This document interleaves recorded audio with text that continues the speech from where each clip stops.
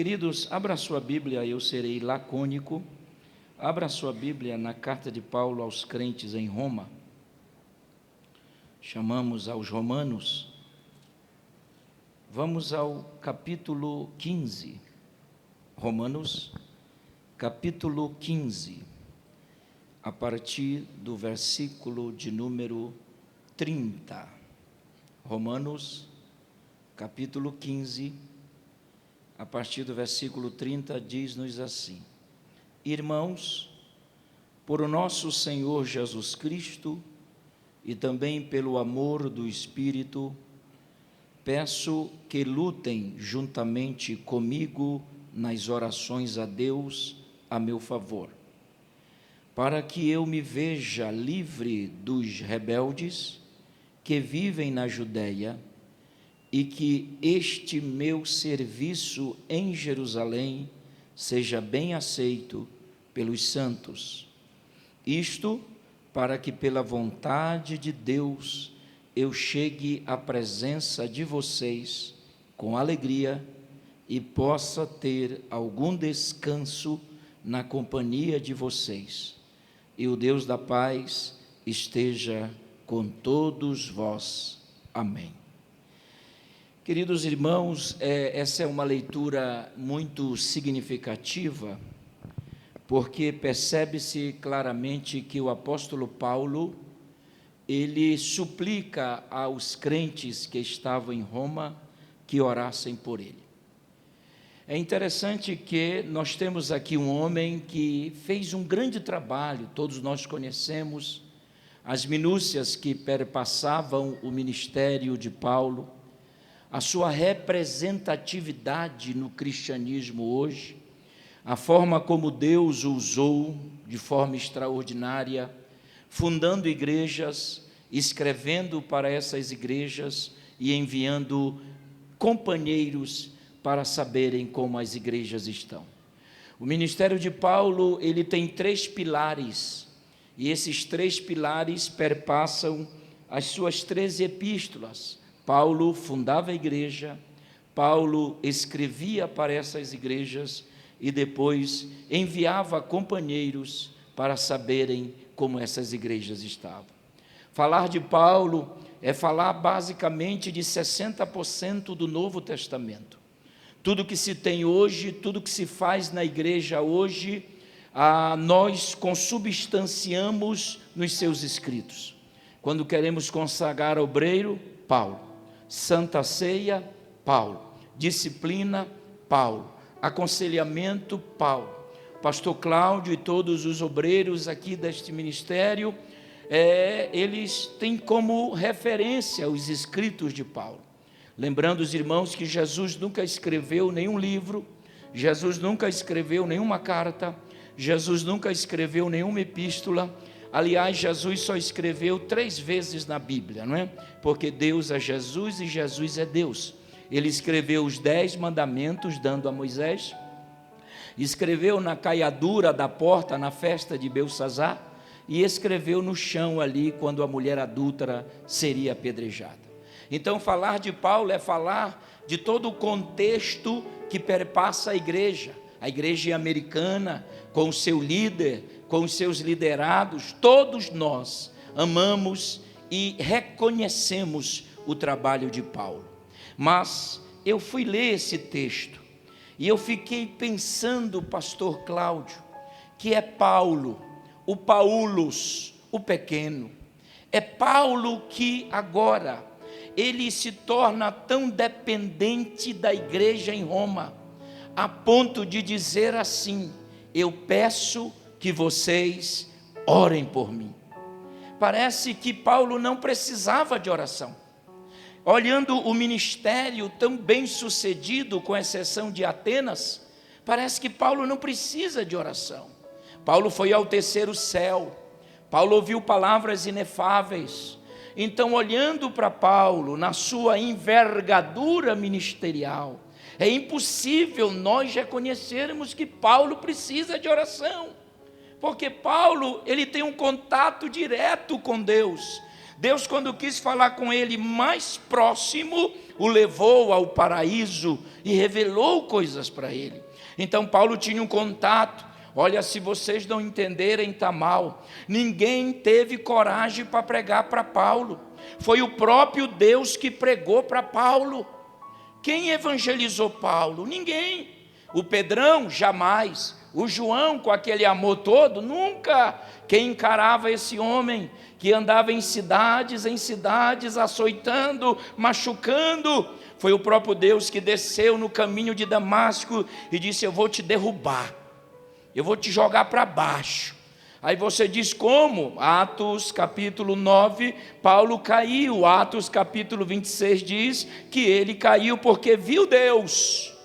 Viu. E ele mesmo disse, pastores, no capítulo 1 da primeira de Timóteo, versículo 13, Paulo diz assim: no passado eu era blasfemo. A palavra blasfemo no grego é blasfemeou. Eu insultava as pessoas. No passado eu era perseguidor.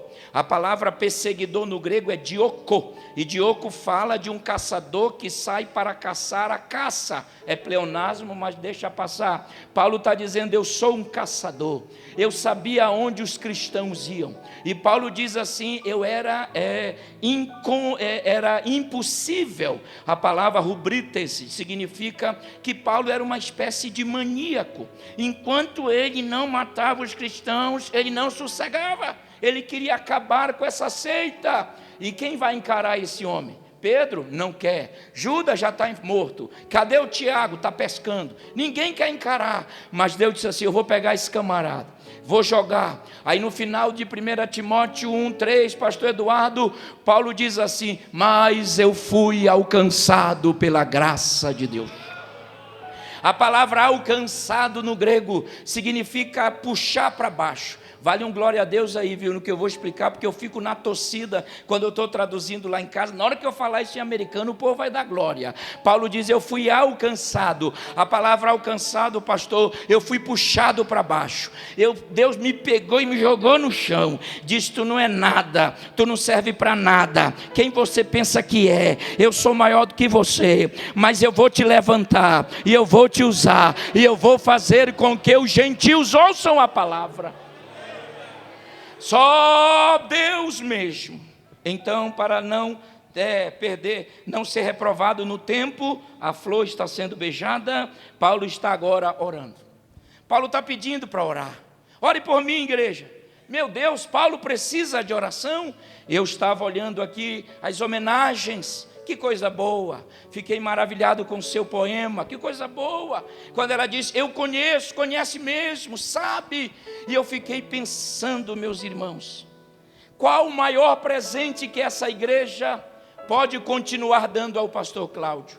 De todas as homenagens que o senhor merece, de todos os presentes que o senhor já recebeu e vai receber, eu trouxe também um presentinho. É pouquinho, mas eu trouxe também, viu? Para pagar o bolo que nós vamos comer. De todos os presentes que o senhor possa receber hoje, pastor Paulo Cruz, o que é interessante é que essa igreja continue orando pelo senhor. Talvez não é o maior, porque eu não quero deixar insignificante os presentes, as homenagens, mas de todos os presentes essa noite, eu quero lhe colocar nesse texto. Paulo é grande, mas precisa de oração. Paulo tem um trabalho gigantesco, mas precisa de oração. Paulo é líder, mas precisa de oração. Então Paulo está pedindo à igreja, e eu traduzi aqui em 1 minuto e eu termino. Paulo continua dizendo assim, começa assim: irmãos, por o nosso Senhor e Jesus Cristo, e também pelo Espírito, meu Deus, que lutem. Ei, irmão, é para dar glória, hein? A palavra lutar aqui significa agonia. Paulo está dizendo: lutem comigo a agonia que eu estou passando. Sei que não é fácil ser líder. Já fui, por incrível que pareça. Líder assim de 6 crentes também, pastor, mas fui. Eu, quando saí de Pindamonhangaba, me deram uma igreja de 7 crentes. E eu cheio de teologia na cabeça. Como prega para 7. Mas o que é mais impressionante é que quando eu assumi, a pessoa que mais dizimava morreu. Aí o presidente disse: Carvalho já chegou matando os crentes lá na igreja. Mas Paulo está dizendo, luta comigo. A palavra lutar aqui, agonidizo no grego, significa agonia. Pesa sobre os meus ombros a obra. Deus vai cobrar de mim. Deus vai cobrar da minha vida. Deus vai cobrar de nós. Então eu sei que o Senhor tem vivido esse momento. Mas essa igreja vai continuar lutando com o Senhor. Eita, levanta a mão e dá glória. Essa igreja vai continuar lutando com o Senhor. Essa igreja vai continuar dividindo a carga com o Senhor. Esses homens ungidos aqui, oh glória, vão sentir a agonia que o Senhor sente, vão sentir a dor que o Senhor sente. E Paulo está dizendo, luta a agonia que eu estou vivendo, luta juntamente comigo nas orações. Ei, você quer continuar ajudando o pastor? Não vá para o braço. Não vá para a discussão.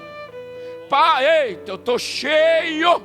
Paulo está dizendo, eu quero que vocês lutem comigo nas orações. Porque quem cuida da igreja é Deus. Não adianta você bater boca, não. Não adianta você questionar, não. Eu sei das informações que o senhor não discute, o senhor não vai para a internet. É porque na oração, aí a sua filha vem e diz que a senhora vence tudo na oração. Então igreja, não é no braço, é na oração. Não é na espada, é na oração. Eita, eu estou sentindo uma graça. Lutem comigo nas orações a Deus em meu favor. Aí para terminar, Paulo diz assim, para que eu me veja livre dos rebeldes, dos perseguidores. A palavra livre no grego aqui é romai, que significa assim, para que Deus me tire na hora certa. Romai, livre, significa que Deus estenda a sua mão e me tire na hora certa do laço do passarinheiro.